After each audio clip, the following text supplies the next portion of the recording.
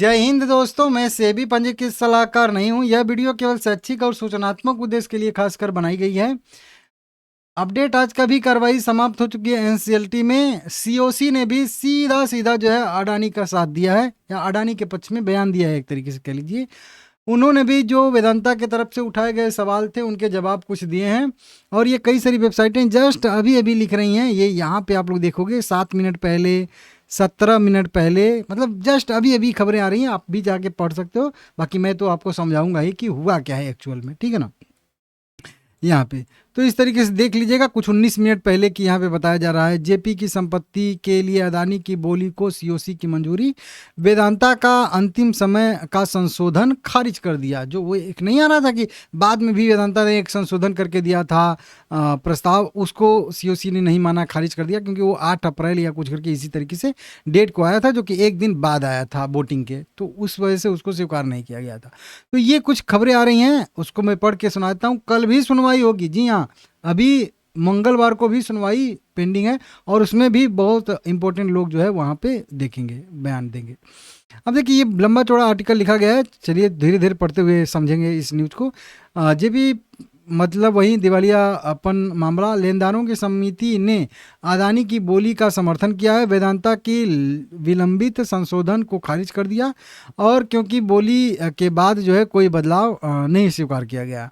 जब बोली लगना शुरू हुई, बोली के बाद जो है कोई संशोधित जो है, क्योंकि जब बोली हो लग रही थी, जो आ नहीं रहा था कि कौन कितना बिड लगाएगा, अंतिम बोली कितनी आ रही है, तो वो बोली के बाद संशोधित बिड जो है ये लोग लाए वेदांता वाले, अपनी स्कोरिंग सुधारने के लिए। वो स्कोरिंग वाली बात चल रही थी ना कि स्कोरिंग में गड़बड़ हो गई थी, ऐसे वैसे वो चीज़ यहाँ पे आज साफ हो गया कि स्कोरिंग में क्या दिक्कत था और क्या वेदांता ने उसको सुधारने के लिए किया था, तो वो समझाता हूँ। 20 अप्रैल को सोमवार को हुई यह एनसीएलटी में सुनवाई। जेपी इंफ्राटेक दिवालियापन कार्रवाई से जुड़ी हुई थी।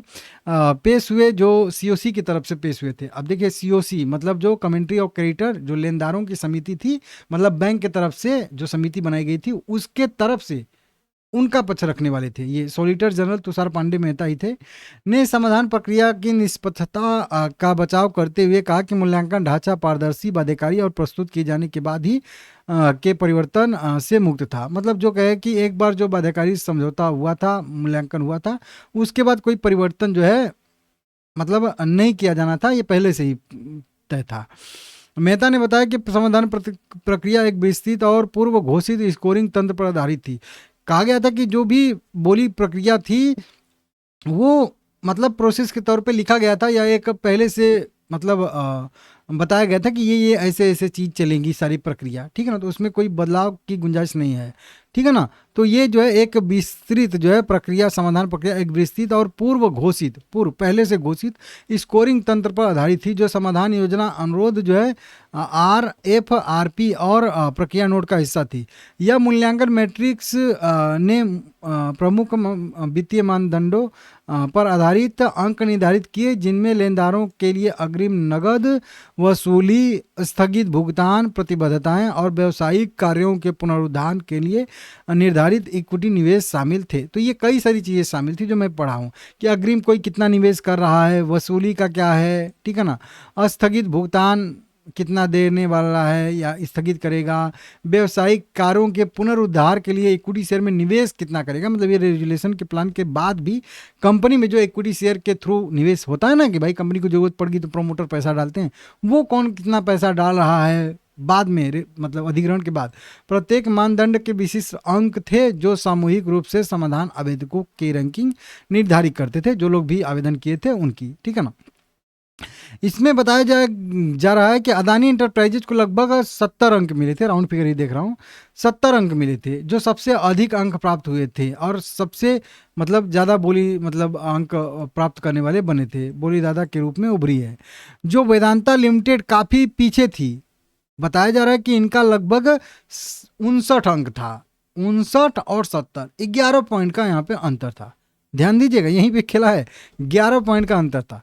मेहता ने जोर देते हुए कहा कि अंतर मुख्य रूप से अडानी के 2 चीज़ों से, अडानी का जो रेजोल्यूशन था वो ज़्यादा अंक पाया था।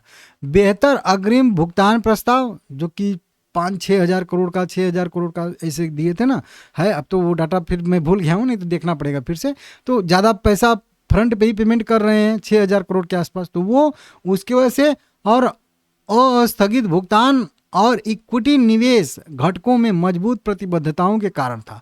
मतलब इनका अस्थगित भुगतान, जो मतलब बाद में जो भुगतान करेंगे वो बहुत कम था, इसके वजह से भी। और इक्विटी शेयर में निवेश, मतलब ये इस अधिग्रहण के बाद भी जयप्रकाश एसोसिएट लिमिटेड में और पैसा अडानी ग्रुप डालेगा, मतलब और पैसा डाल के उनके और जो है प्रेफरेंशियल शेयर या कह लीजिए इक्विटी शेयर लेंगे, जिससे कंपनी के बैलेंस शीट पे भी तो कुछ पैसा जाना चाहिए भाई। ये पैसा तो चल जाएगा कर्जदाता जो है उनके पास, जो भी 12,000, 12,500, 15,000 करोड़ है। कंपनी को क्या, कंपनी तो फिर से उसी तरीके से फाइनेंशियल क्राइसिस से जूझेगी। तो अतिरिक्त निवेश, मतलब और इक्विटी के थ्रू निवेश करेंगी कंपनी में, तो वो पैसा मानते कि 1,000 करोड़ रुपया का अडानी जो है और निवेश करेगा, करेंगे, मतलब मान के चलिए जयप्रकाश एसोसिएट लिमिटेड में, तो वो 1,000 करोड़ रुपया कंपनी को मिलेगा ना। तो उससे कंपनी अपना और बिजनेस थोड़ा सा बड़ा करेगी, या जो पहले से कुछ दिक्कतें परेशानियां होंगी, कहीं प्लांट में कोई गड़बड़ी होगी, उसको री इनोवेशन जो कहते हैं ना, कि थोड़ा सा पुनरुद्धार उसका करेगी। तो उसके लिए भी नया इन्वेस्टमेंट भी कौन ज़्यादा डाल रहा है, तो उसमें भी अडानी इंटरप्राइजेज ज़्यादा पैसा डाल रही थी इक्विटी के थ्रू, अब वेदांता कम डाल रही थी, अभी बढ़ाएगी, ठीक है ना, अभी बताऊंगा। और ये चीज़ मैं आप लोगों को पहले समझा चुका हूँ। उन्होंने तर्क दिया कि स्कोरिंग प्रणाली ने लेनदारों के लिए मूल्य अधिकतमकरण को वस्तुनिष्ठ रूप से मापा है। जो वेदांता लगा रही थी अनुमान की अधिकतमकरण जो मूल्य होता है, कि कोई दिवालिया हो रही कंपनी तो उसके अधिक से अधिक मूल्य मिलने चाहिए, तो उसको नहीं देखा गया। तो इन्होंने कहा कि उसको हम लोग नाप जोक के ही सब कुछ किए थे, ठीक है ना। COC ये कह रही है, ध्यान दीजिएगा। सोलिटर जनरल ने इस बात पर भी जोर दिया कि डालमिया भारत और जिंदल पावर लिमिटेड सहित कई बोलीदाता इस प्रक्रिया में भाग लिए थे, और ये सभी सूचना ज्ञापन और RFRP में उल्लेखित समान मूल्यांकन मैट्रिक्स से बंधे थे। मतलब सबका मूल्यांकन इसी सभी जो है क्राइटेरिया पे हुआ था। ऐसा नहीं कि अडानी के लिए दूसरा मैट्रिक्स था, इनके लिए दूसरा रूल रेगुलेशन था, ऐसा नहीं, सबको एक ही पे किया गया था। उसके बाद जो ज़्यादा पॉइंट पाया उसको यहाँ पे दिया गया, ठीक है ना। केवल जिन्होंने यह बात पर भी बल दिया कि दस्तावेज केवल प्रक्रियात्मक निर्देश नहीं थे बल्कि बाध्यकारी थे, जो बोली मूल्यांकन के एक रूपता, तुलनीयता और निष्पक्षता सुनिश्चित करते थे। मतलब जो भी रूल रेगुलेशन बनाया गया था वो बहुत समान रूप से बनाया गया था, कि सबको जो है सही से रहे, ठीक है ना। अब यहाँ पे न्यायालय में वेदांता के समक्ष उठाया गया मुद्दा 8 नवंबर का उसका अपसीट था, जो कि मतलब इन्होंने बोली संशोधित करके 8 नवंबर को दिया था, जिसमें प्रस्तुत करने के बाद उसकी समाधान योजना में संशोधन की मांग की गई थी। मेहता ने तर्क दिया कि प्रक्रिया नोट स्पष्ट रूप से यह प्रतिबंधित है कि एक बार बोलियां अंतिम रूप दे दी जाएंगी। मतलब एक बार बोली लगा दिए आपने तो बस आपका हो गया, संशोधित उसमें नहीं होगा, ठीक है ना। तो इन्होंने 8 तारीख को संशोधन करके दिया था, और क्या संशोधन करके दिया था वो आगे पता चल जाएगा, दिया जाएगा। तो उसमें कोई संशोधन किया जा सकता है, नहीं किया जा सकता इस तरह से। उन्होंने कहा कि ऐसे बदलावों की अनुमति देने से प्रक्रियात्मक निश्चितता कम हो जाती जाएगी, और बोली संशोधन का एक अंतहीन चक्र शुरू होने का खतरा था। अंतहीन चक्र कैसे, कि आप बदलोगे तो मैं भी बदलूंगा, तो मैं बदलूंगा तो वो बोलेगा मैं भी बदलूंगा, तो वो बोलेगा कि मैं भी बदलूंगा, फिर मैं बदलूंगा तो बोलोगे तुम मैं भी बदलूंगा, तो ये बदलाव होता रहेगा। तो एक अंतहीन चक्र जो कहते हैं उसको यहाँ पे बताया जाएगा कि शुरू हो जाएगा। अब क्या दिक्कत हुआ था, स्कोरिंग के प्रभाव का विस्तार से वर्णन करते हुए मेहता ने बताया है कि वेदांता के संशोधन में 2 महत्वपूर्ण बिंदु थे, यानी अग्रिम भुगतान और इक्विटी निवेश में अपनी स्थिति सुधारने का प्रयास किया गया था। संशोधित प्रस्ताव में इक्विटी शेयर की प्रतिबद्धता 410 करोड़ रुपए से बढ़ा के 800 करोड़ रुपए कर दी गई थी, और अस्थगित राशि के एक हिस्से को भी अग्रिम भुगतान में शामिल करने का पुनर्गठन किया गया था। ये बदलाव स्पष्ट रूप से वेदांता के स्कोर को बढ़ाने के उद्देश्य के लिए किए गए थे। अब यहीं पे सारा मैटर है, समझ लीजिए। अब उनको मिला था 70 अंक, इनको मिला था 59 अंक। कितना? 59 अंक। 11 पॉइंट का कुल मिला के कह लीजिए कि अंतर था, जिसमें अडानी इंटरप्राइजेज का 2 चीज़ बढ़िया था कि वो ज़्यादा अग्रिम भुगतान कर रहे थे, और वो इक्विटी में निवेश भी कर रहे थे कंपनी में। अब यहाँ 2 जगह पे वेदांता का थोड़ा सा जो है दिक्कत था। तो ये पहले जब मेन बोली जब लगाई थी पहली बोली, उसमें 410 करोड़ रुपए का इन्होंने इक्विटी निवेश की प्रतिबद्धता जताई थी कि हम अधिग्रहण करेंगे जयप्रकाश एसोसिएट लिमिटेड को, तो 410 करोड़ रुपए का और अतिरिक्त निवेश करेंगे कंपनी में। मतलब जो बोल रहा हूँ कि बैलेंस शीट पे पैसा जाएगा कंपनी के, मतलब उस पैसे का कंपनी यूज करेगी, ठीक है ना।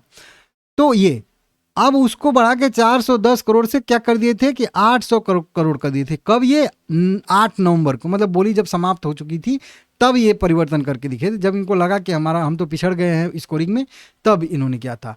उसके बाद जो अस्थगित राशि थी, अस्थगित राशि मतलब जो 12-13 हज़ार करोड़ का जो भी बोली लगाए थे, तो उसमें 2-2.5 हज़ार करोड़ रुपया इन्होंने फ्रंट पे देने की कोशिश किया, मतलब अनाउंसमेंट किया था, और बाकी जो पैसा था उसको जो है 5 साल में चुकाने के लिए। तो अब जो 2.5 हज़ार करोड़ रुपए का वैल्यू था फ्रंट पे जो कर रहे थे अग्रिम भुगतान, उसको बढ़ा दिए थे थोड़ा सा, मतलब अस्थगित वाला को थोड़ा सा मतलब फ्रंट पे कर दिए थे, मतलब अग्रिम भुगतान में कन्वर्ट कर दिए थे। हो सकता है 3 हज़ार करोड़ या हो सकता है 4 हज़ार करोड़, ऐसे जितना उनको लगा होगा, वो तो यहाँ पे नहीं लिखा, नहीं तो वो लिखा होगा तो और बढ़िया रहता।